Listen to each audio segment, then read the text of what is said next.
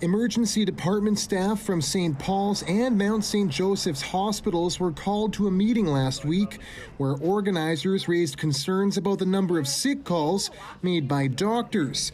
ER doctors who are called in last minute to cover for someone who is sick are typically paid incentives, about $500. But the staff memo sent after the meeting said the department doesn't have the budget to cover frequent sick calls and suggests doctors who are off sick could soon be on the hook to cover half of the cost of the incentives, or about $250.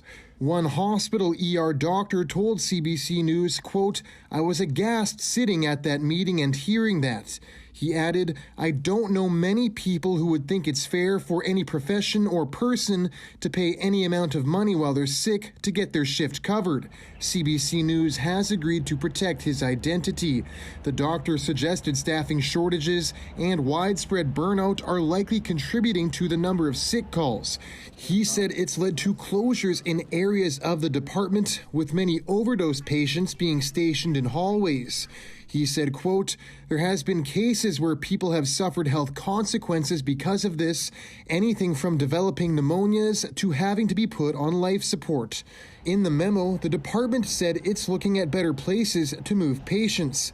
BC's health minister said the resource shortages are province-wide, but St. Paul's faces its own unique challenges. St. Paul's, which is at the center, which is a hospital at the center of two public health emergencies, in a building that is well over 100 years old for the most part.